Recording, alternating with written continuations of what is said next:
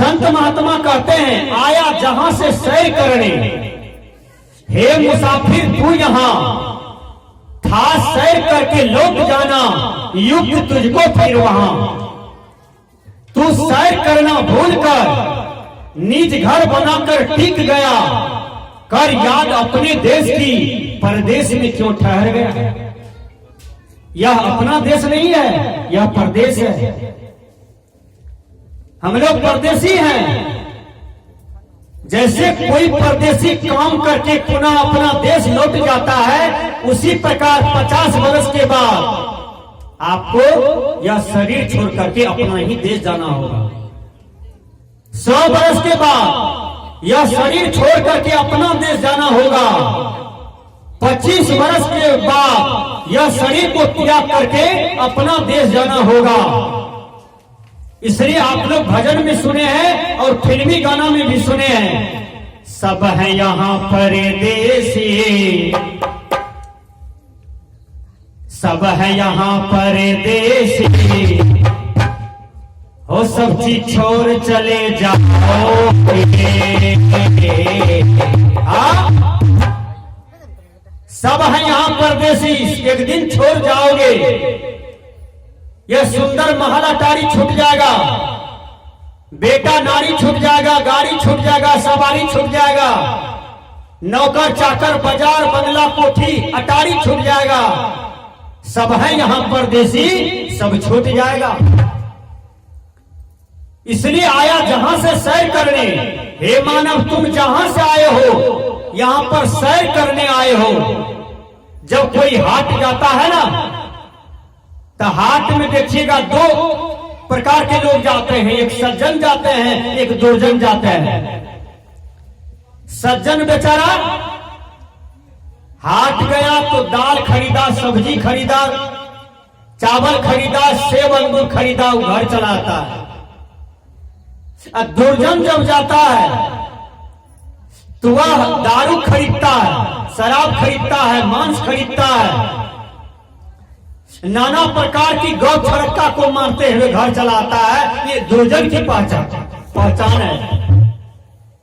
इसलिए संत महात्मा कहते हैं कि आया जहां से सैर करने, हे मानव तुम इस दुनिया में सैर करने आए हो, तुम यह दुनिया में कला प्रदर्शन करने आए हो। जिस नाटक में नटवा का कला अच्छा होता है तो लोग उसको पसंद कर लेता है, उसी प्रकार ये संसार में जिसको जीना आ जाता है, जिसको बढ़िया व्यवहार आ जाता है, वो ये संसार में महान हो जाता है, वो यह संसार में भगवान हो जाता है, उसी का नाम अमर हो जाता है। आया जहां से सैर करने, हे मुसाफिर तू यहां, सब यहां मुसाफिर है। कैसे? आप लोग कभी पटना गए हैं? पटना किसी पेशेंट को लेकर के, जब कोई आपका वहां नहीं आता, आपको धर्मशाला में रहना होगा या रूम लेना होगा, किराया पर रहना होगा। जब किराया का समय पूरा जाएगा तो किराया मालिक आएगा, कहेगा टका दीजिए, सामान बनिए, जल्दी निकलो, दूसरा आदमी आ रहा है। सही बात है। 2 दिन रहे आप मालिक के रूम में तो कितना मजा आया। 1 लाख का पलंग दिया था सोने के लिए, वो सुंदर बिजली की व्यवस्था थी, पंखा चल रहा था, टीवी चल रहा था, मन लग गया 2 दिन में।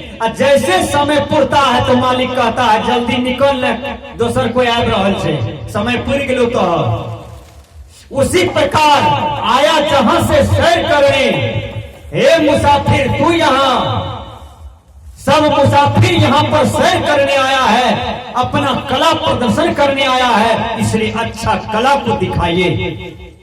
जो कला माँ मीरा, माँ सबरी, सबरी को देखिए चक चक करके बैल रखी भगवान राम के लिए।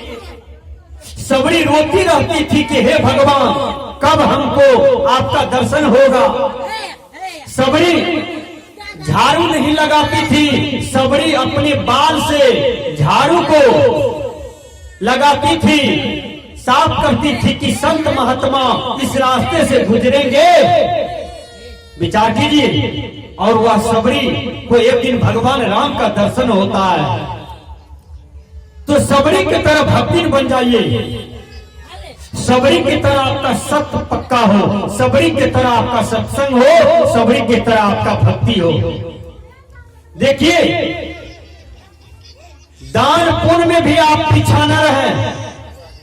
मनुष्य जब मर जाता है तो सब कुछ यहीं रह जाता है, लेकिन मनुष्य के साथ में या हाथ से जो आप कुछ दान पुण्य किए हैं वो आपके साथ में जाता है और कुछ नहीं। सब तो बांटने वाले हैं। बैंक में पैसा रखिए, बेटा आपको तो लूट लेगा। सही बात है? अरे बैंक में पैसा रखिए, बेटा आपको तो लूट लेगा। जमीन अरज करके रखिए, बेटा आपको तो लूट लेगा। पोता नाती लूट लेगा। लेकिन यह हाथ से जो आप बढ़िया बढ़िया दान किए हैं वह कोई नहीं लूटेगा, वह आपके साथ में रहेगा। इसलिए संत महात्मा कहते हैं दान करना चाहिए हर मानव को। जिस दिन दान कीजिएगा 10 टका 100 टका, 1 किलो चावल, 1 किलो अनाज दान कीजिएगा, उस दिन आपका अंदर से आवाज आएगा कि आज हमने बढ़िया काम किया है। यदि आप किसी की बेटी को शादी करवा दीजिए तो आपके मन में होगा कि हमने अच्छा काम किया है। आप किसी के बेटा को दारू शराब छोड़ा दीजिए, आपको लगेगा कि मैंने एक इंसान को इंसान बना दिया। आप किसी हत्यारा का, चोर को सुधार दीजिए, आपको लगेगा कि हम बढ़िया काम किए हैं समाज में। आज देखिए, 10 कोस किया, 20 कोस किया, 100 कोस नेपाल बॉर्डर तक लोग जानता है कि जीवछपुर में वार्षिक सत्संग होता है और रणवीर दास जी करवाते हैं।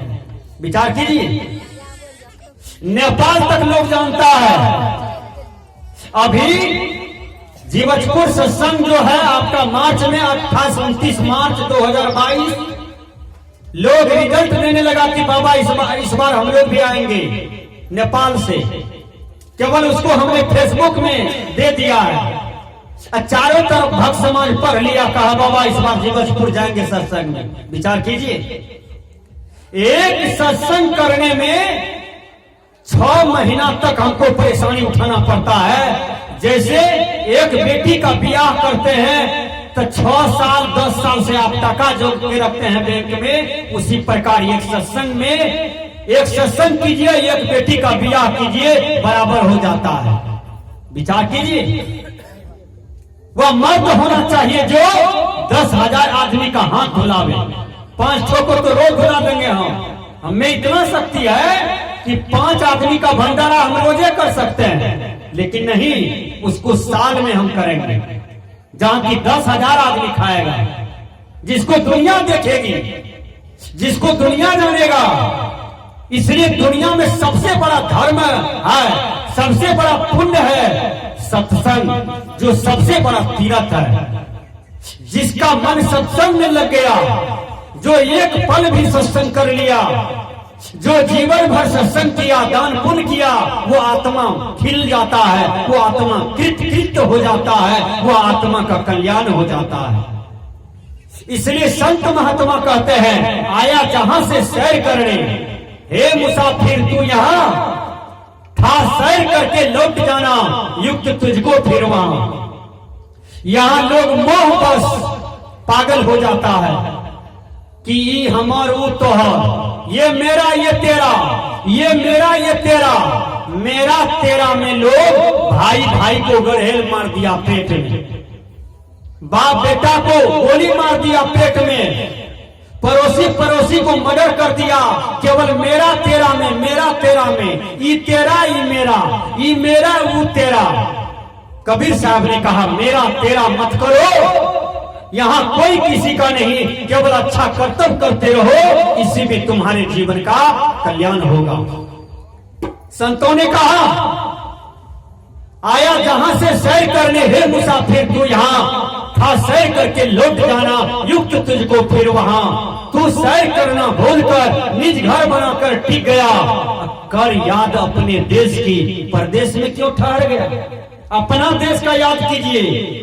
जब जीवछपुर को छोड़ करके चले जाइएगा श्मशान घाट, उस दिन का याद कीजिए। उस समय आपके साथ में जीवजपुर का एक लोग नहीं रहेगा, न तो परिवार के लोग रहेंगे। आपका धर्म कर्म ही आपका साथ रहेगा, आपका पुण्य कर्म ही आपका साथ रहेगा। आइए